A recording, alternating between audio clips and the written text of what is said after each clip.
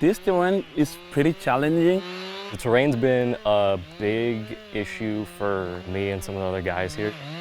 Just because like you're slipping and sliding, you're carrying these tools, you're carrying these big, heavy saws. You definitely have to slow down a little bit because you don't want to drop a tree on somebody.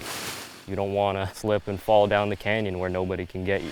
You really need to think about it, take your time. There's a lot of situations where you gotta think like, how can I be safe while doing this stuff that I'm doing? This is called Mountain Meadows. And what we're doing here is taking out dead trees and taking out invasive species, just cleaning this whole area up with the goal of making it nice so that this can be a publicly enjoyed base. They're trying to change it and make it like a park. They want to start planting stuff, and it's probably easier to start with a blank slate, and we're creating that. We have been cutting down a lot of avocado trees. We've been cutting down Brazilian pepper trees.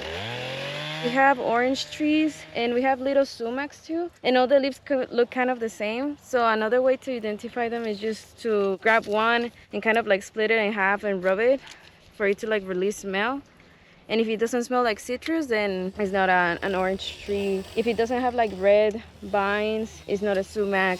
If it just smells like plant, that's an avocado. It's just to make sure that we're not cutting anything like native or like new that they're trying to plant in here. My job, I've been given to drop the palm trees. They're most challenging because palm trees, they go straight. You don't know which way it's leaning, so you're the one who has to take it, to force it to lean it this way and drop it. And then we pile them up, just get them out of the sawyer's way so it's not like hitting them in the face when they're trying to cut something. Pile it on one side of the road, and either someone else will take care of it or we'll come back here next week and take care of it. It's a little weird. You think conservation, you kind of think like, oh, you don't want to cut down things that are growing and thriving.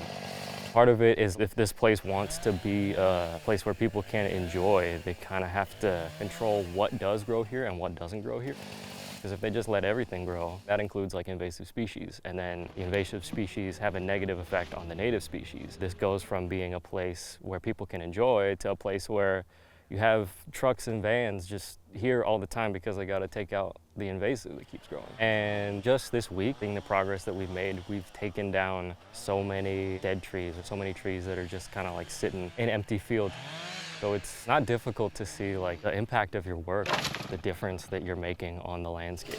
And projects like these where you can come back and see like, this is what I did and it's still there, they're really rewarding. It really means a lot to me. I know in the future I may come here, celebrate with the family. Like I made it look good like this. It wasn't this way. And I'm part of the people that made it look good like this. So I'm really proud of that.